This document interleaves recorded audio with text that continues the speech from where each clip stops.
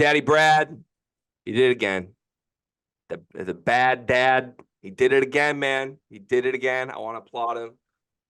I want his approval, honestly. If I could get one thing from Brad Underwood, it would be good on you, son. You did this one. Yeah, I don't know. This is what he does. He's what, 8-0, I think? 7-0 against Michigan now. 88-73. Why are you so happy? Because I did it, Greg. What'd you do? Oh, you won a sleepers bet. I won a sleepers bet. For all the haters out there, for all the you got swindled. Maybe I did get swindled. But at the end of the day, if you're going to get swindled, just side with the Illini. They'll get it done.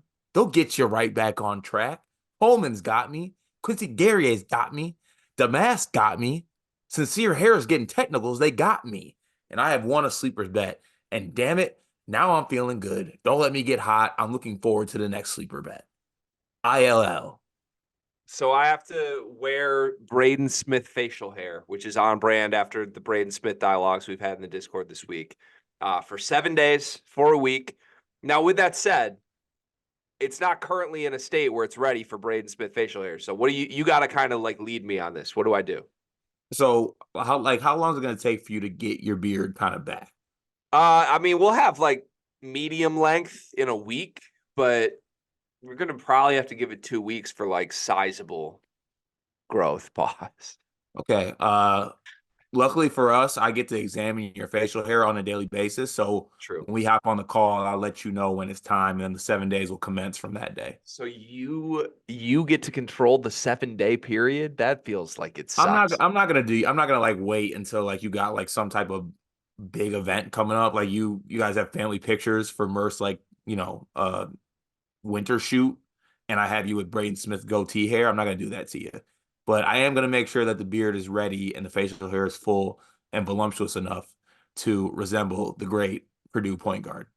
I might order a Braden Smith jersey before this because I feel like it'll sell it better. I feel like there's a lot of weirdos out there that'll think I just want this to be my look, and I don't want that to happen. So don't you have a Purdue #3 jersey? Yeah, but I need a Braden. I need a Braden one. I can't be rocking that with a Carson Edwards jersey. That just doesn't fit right. But yeah, I don't know. Tough day for me, by the way, because I realized today, this is not the point of the Illinois-Michigan recap, but I realized today that choosing the life that I've chosen, where like my whole livelihood relies on just being on camera constantly, not good when you're sick as shit.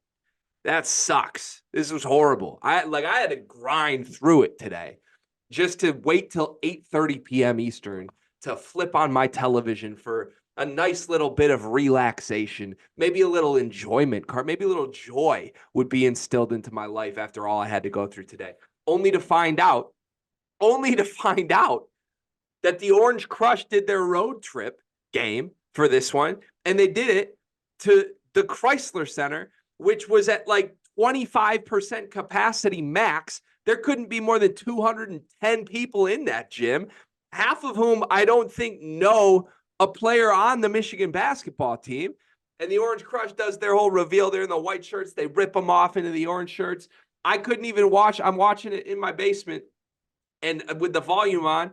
And I was like writing some stuff while watching. And every time I heard something, I couldn't tell who it was for. If there were yells, it was usually Illinois did something good. It was a Michigan home game. And Illinois had the crowd. That's just the state of the Juwan Howard program right now. And Juwan Howard got whipped around by Brad Underwood for the 7th time in 7 games. It is what it is. Brad Underwood is a great coach. Juwan Howard is a bad coach. Great coach whips around bad coach repeatedly. That's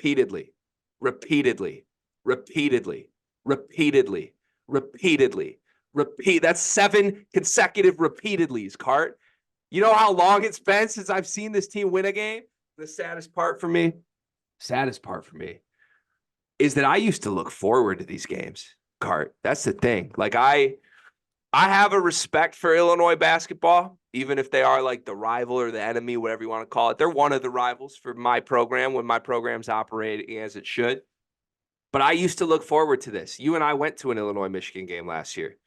I would look forward to the concept of like, how's Hunter Dickinson going to show up against this good program? What's it going to be like when Isaiah Livers gets healthy and we get to see him. Hey, what about can Xavier Simpson get it done tonight? There used to be good players that I would look forward to seeing how they would respond. And even if they lost, I would go home and be like, damn, Illinois got us. Tip your cap. Tonight, I will tip my cap to a great program, to a team I believe is going to make the Final Four, to a great coach. They got great players everywhere. But it ain't shit that we made them earn tonight, Cart. None of that happened tonight. Everybody in that building knew who was going to win this game. Every single person involved, including all 9 players in a Michigan uniform that took the court. Everybody knew what was going to happen. The same thing that happens every single game of the season, man. They play competitively for 20 minutes, and whether they're up 2 or down 2, they come out and get smoked in the second half. I've watched it 18 times this season. The opponent doesn't matter. How good they are doesn't matter. Mind you, this is the first game against a top 25 opponent my team has played this season. I had to wait 18 games to see Michigan play a top 25 team. We're 7-11. We've lost 10 games to teams that aren't even ranked before tonight. And now my point guard gets to study for a week. Sick. Congrats, Brad Underwood. Congrats, everyone in Illinois uniforms. You own me. You own me. And that's okay. How did you feel, Cart? Yeah, I mean, this was just the better team playing better and winning the basketball game. It is what it is. If I did have to nitpick at one thing, and I actually want to get your thoughts on it, this is now 2 games in a row that a post player has kind of really dominated Illinois. Like in the last game, Julian Reese was able to dominate the game. And in this game, Terrace Reed had his probably best game of the season. 8 for 10 from the field, 4 from the free throw line, 5 rebounds, 20 points in this game. What? Two things are funny to me. Terrace Reed, come on, man. As the emptiest, he was good today. It's the emptiest 20 I've ever seen, but sure, he was good. He had he was good. He was good today. Yeah, sick. Second, you're doing this for your thing, right? What? How could Illinois possibly stop some post players? Maybe put Dane in the game? Maybe a Dane game? Yeah, that's exactly where I was going. Because my sweet prince played 3 minutes. It was supposed to be a Dane game, Brad. When are we going to get one? Am I going to get one the rest of the season? Card, it's not a Dane season, man. That's all it is. It's not a Dane season.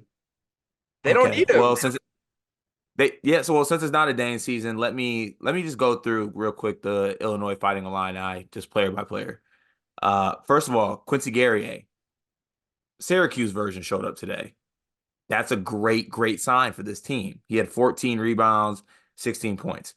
Coleman Hawkins might have had the best stat line of any Big Ten player this season, not named Zach Edey.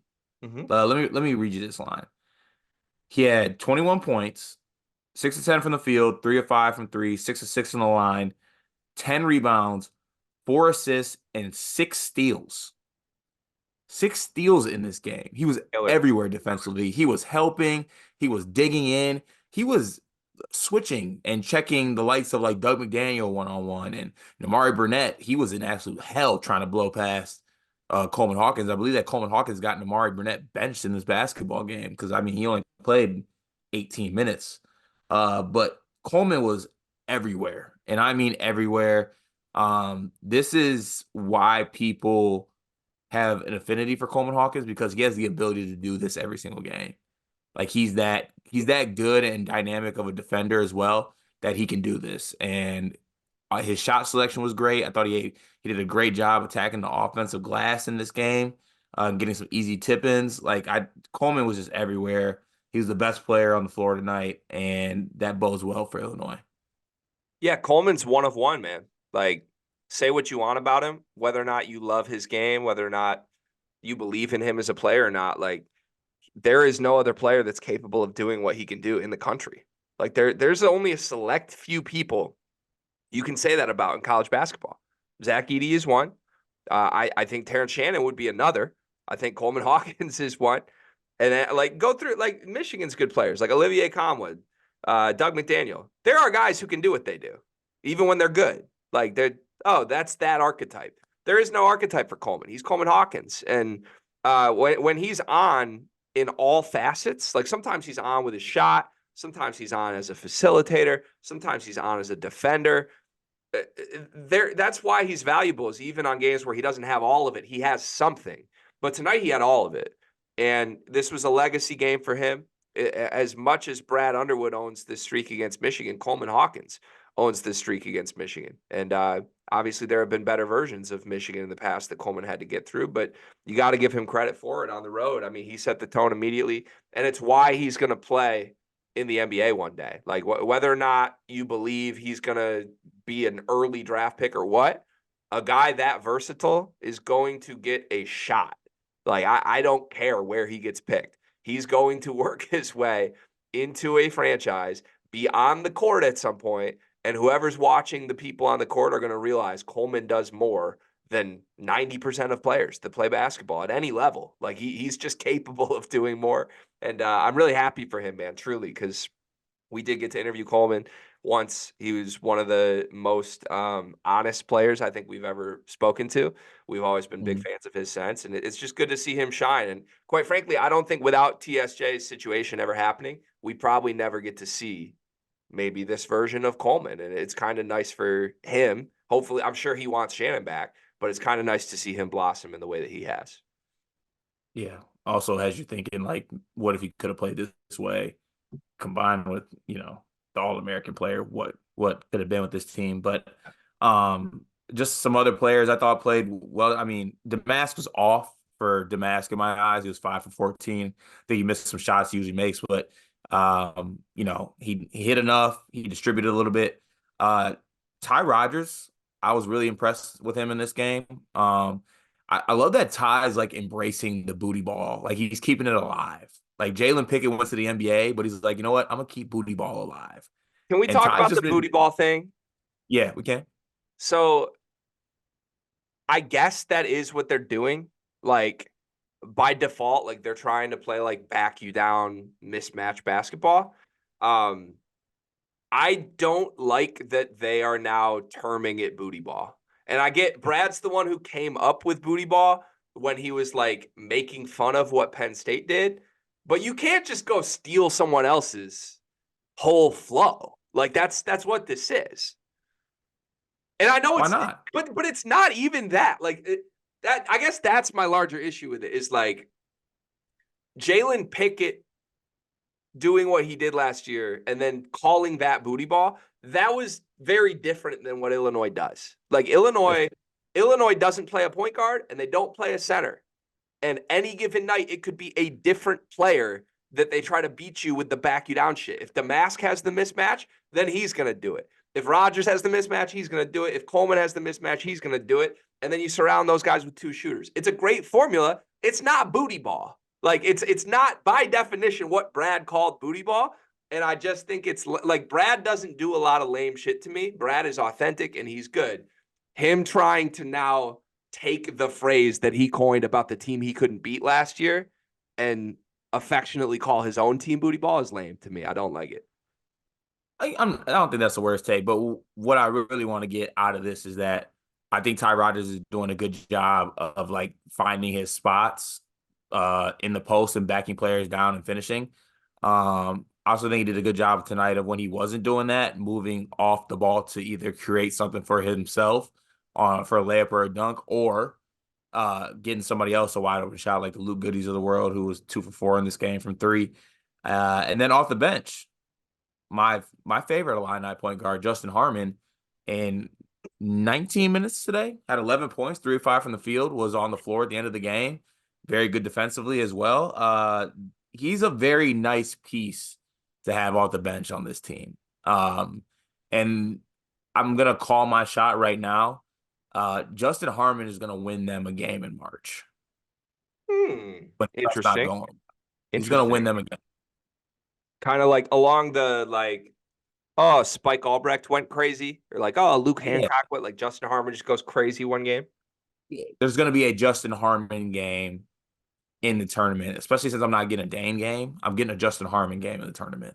Yeah, I like that. I like that for sure. Can I just say, I love watching this Illinois team so much.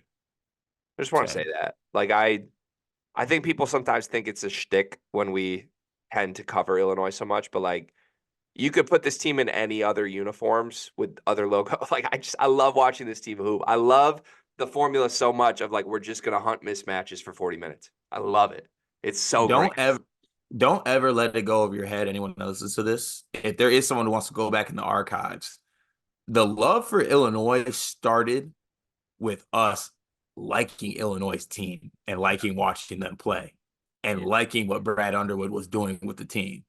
Once we started covering it and talking about it, everything else that unfolded after that, that's just us doing what we do on a daily basis. But let's not get it twisted. We were one day we're texting each other and we're like, I love this Illinois. Don't you love watching this Illinois team? Isn't this great? Isn't Coach Underwood great? I wonder if he Yeah. has a son. Can you be a son? Oh, he has a son, Tyler? Let's meet Tyler one day. Yeah. It'd just be really fun. Be really fun to be a fan of them every game. I'm jealous of Illinois fans. Nico Moretti got minutes in the first half. I don't know why. Any thoughts on that? Yeah, I would have took all 6 of his minutes and gave. I would have actually. Oh, shit. I would have gave him the Dane, honestly. But if I can't give him the Dane, I would have gave him somebody else. I just don't think he should ever play a minute over DGL. I'll just say Yeah, it. yeah, I agree. He made a layup, but I don't know. I don't see it with him. I don't know. Maybe he'll turn into a great player. I just like caliber wise, he stands out as like why is that guy on the floor? The same way that Yusuf Kayat does. He played 13 minutes tonight. That's the most I've ever seen Yusuf Kayat on the floor in a Michigan uniform. 0 points, 0 assists, 3 rebounds. He was in the crunch time lineups for Michigan as they were trying to I come. was I was gonna text you and ask you about that. But I was too in awe of what I was watching. Like Yeah, he was out there when y'all were trying to come back. we got lied to about Yo-Yo, and is what it is. But like I don't see it. I don't see anything there. Maybe at a How about a different good level. okay, how about some Michigan positives? How about a good 14 minutes out of Jalen Llewellyn? Yeah, Llewellyn, one of many guys on this roster I feel bad for. Um, what they're asking him to do is so difficult. It's like he's laboring through every minute that he plays on the court right Yeah, now. he Like does. you can see it. And Hmm. he has no future in professional basketball. Like maybe he'll go to Greece or something and play in their G League, but like I don't know. I'm sure this kid has a bright future of many opportunities in front of him. He's 24 off a bunch of injuries. Well, the only reason he's being asked to play is because Michigan assembled a horrible roster that isn't ready. And now he has to like he played 39 minutes, I believe, in the game without Doug. Um, he's not capable. Like he's going to play 39 minutes in road games and then come home and play at max 13 minutes. And tonight his minutes were really good. I thought this was the best he's looked in a Michigan uniform. But I feel for him that they put him in that spot. Other things on Michigan, the other guy I feel horrible for is Kamwa. Once again, really good. I think Kamwa could fit into any team in college basketball and make them better. But I would love for Conwell to be on Michigan State. Oh my God. I said it in the Discord. He really does play like a fully juiced version of Malik Hall. Like they do a lot of the same things on the Yeah, court. but also like the 6'9" version. Yeah, like Khan was just bigger, stronger, better shooter, Better athlete. just better, just better. But he does all the same things as good Malik Hall. He just does them more often, and he would help a lot of teams. I feel bad. He was Michigan's best player tonight. I thought didn't really matter. And I shrugged off Terrace's 20 points, but I guess that's a footnote for him that he had that happen against Illinois. Cool. Doug, what'd you see from Doug? Just just just Doug. It's so hard to get excited about anything Doug does nowadays. Like it's not as fun as it was before. Yeah, here's my read as a very frustrated Michigan fan who I think begrudgingly still is Doug's biggest fan. Like I'm not going to be able to shake it until it's gone. I feel like I married into a abusive relationship or something. But like he does so many losing things in all facets of his life. Whether like in the confines of a 40-minute basketball game, he makes 6 to 8 losing plays. every game. And he was doing them even in his good games. It was just kind of I kept calling it the fun. Like, it's the roller coaster. It's exciting. It's fun. No, it's not. Like, it's not. It would be fun if he stopped doing all of those bad things and still did all the good things, which I think he's capable of. He plays like a lunatic. Um, I mean, tonight, only 1 turnover to 6 assists looks really good on paper, but you could almost count 5 of his shot attempts as turnovers because he'll just come down and take a 25 seconds on the shot clock, NBA range, hand in his face 3 that hits the side of the backboard. And it's like he'll do that in a 2-point game. Like, he doesn't do that when they're trailing by 20. He does it when they've like made a 7-point run and they have all the momentum, and then it just gets squashed because he'll do that and then not get back on defense and give up a layup. So I don't know what you do with it. It's like, I love him. I love watching him, but it like, I've seen a lot of winning players come through Michigan in my life. I'm fortunate for that. I've also seen some losing ones come through. Doug is about as far on the scale of losing habits as you could possibly have, and that's if you ignore his entire academic thing, which is essentially the story of this season. Like, it has ruined Michigan's season, what Doug McDaniel has done to this team. Yeah, and it kind of sucks too because coming into this year, it was like you're gonna have Doug McDaniel for 4 years. This was a year of development for Doug. Like, say he does have those losing plays, but as the season goes on, those losing plays get less and less, and he shows improvement, and he's the leader of the team. And then you get junior year Doug, and you're all excited, and we're talking about first team All Big Ten Doug, get some pieces around him maybe, and then you go see where Michigan basketball can go, right? This has been a year of turmoil for him on the court with his play and his losing plays that you point out. And by the way, it's not nitpicking either. It's very obvious losing plays. Like, you don't got to go back and watch, but when you're watching the game, you see things like Doug not getting back, Doug bad floater shot selection things, like you stated, that hurt the team in critical moments, and he has the ball in his hand, and he's the one making that decision to make that mistake in that critical moment.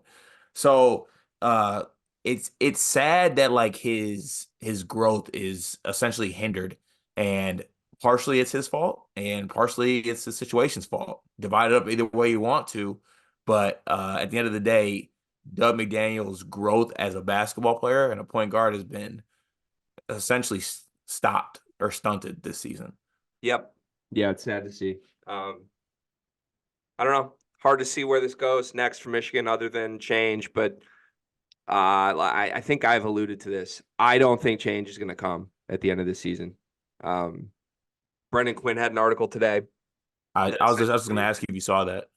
Yeah, it essentially went in detail on why Michigan fans should realize it's probably not going to happen, which is a huge bummer. But I felt a lot of those feelings before reading his article, and it only confirmed a lot of my fears. Go read it if you want the full story. But the point is, administration does not necessarily view this as a priority. There's a lot of ways you could explain away this season. Like, he had heart surgery in the offseason. Like, that's no matter what. Like, if the administration still wants to believe in Juwan, you can talk yourself into writing this entire year off because of his heart surgery. So I don't think that's fair. I think there's clear indication where the program is going even beyond this. I think he's lost all fan support, by the way. Like, go. It's not like they've ever been the greatest home court environment, but that was the saddest arena I have ever seen. Nobody cares. Nobody cares about this program anymore, me included, which is sad. Like, this was the most disconnected from a Michigan basketball game I've been in my life, man. And I just, Yeah.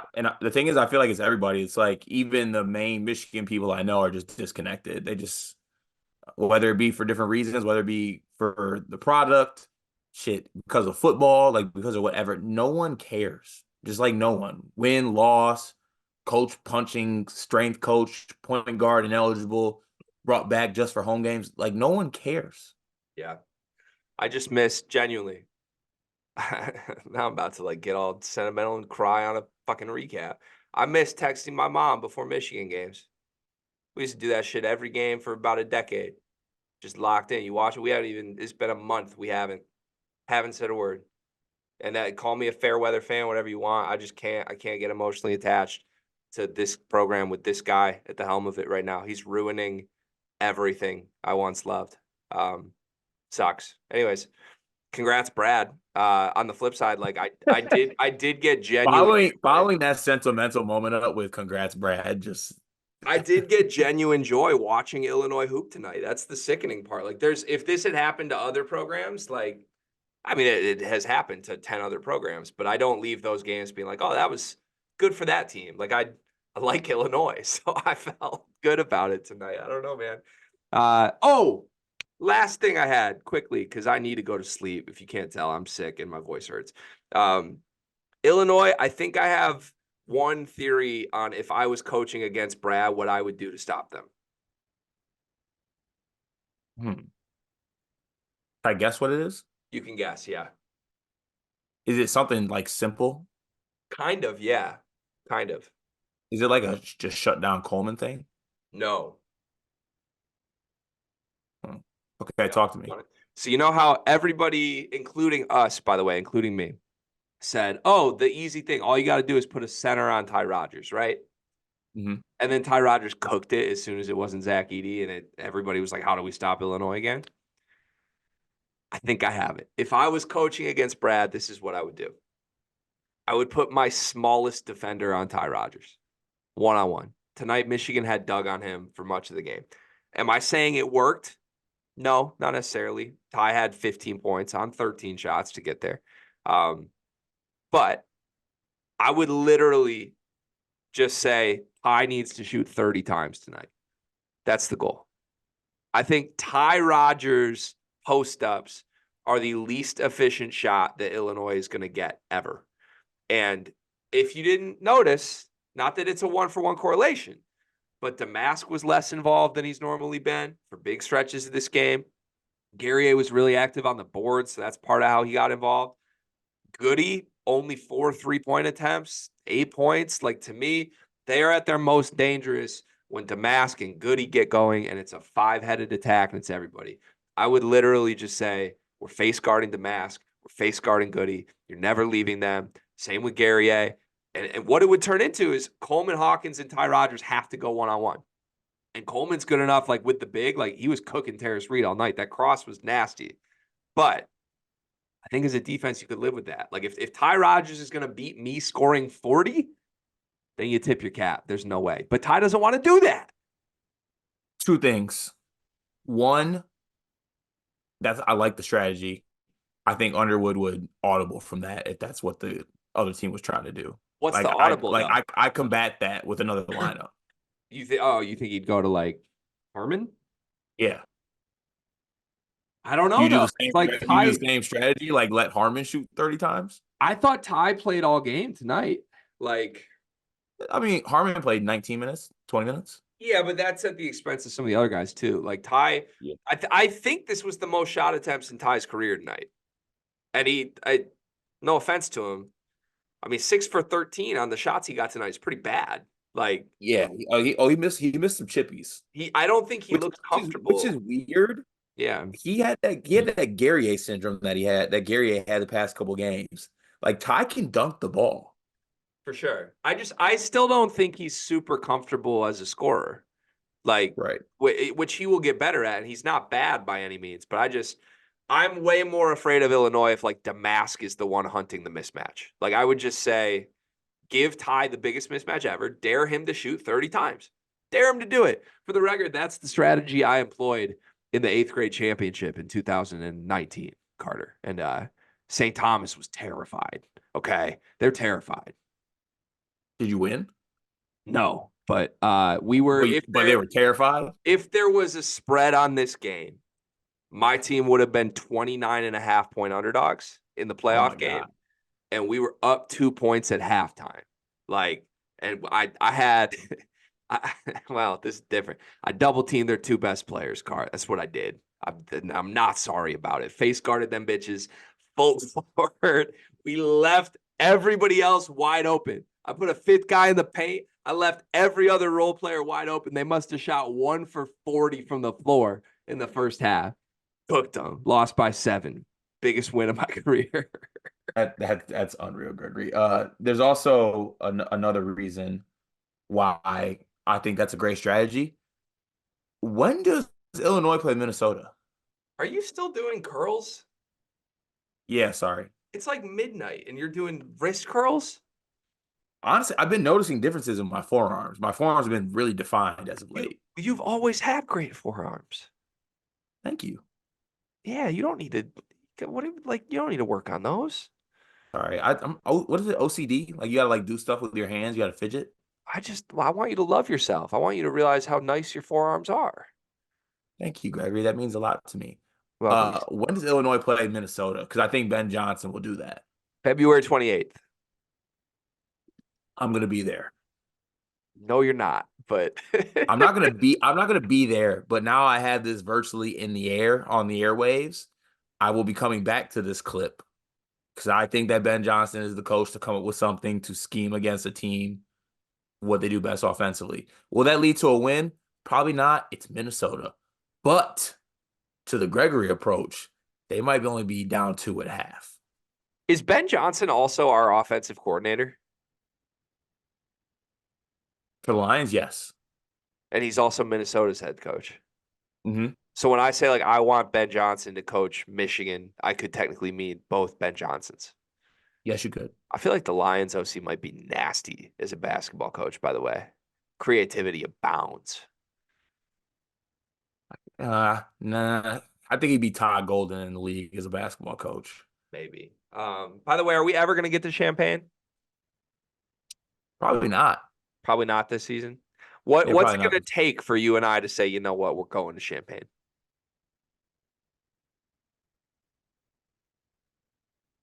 Let me see something here real quick. Illinois basketball.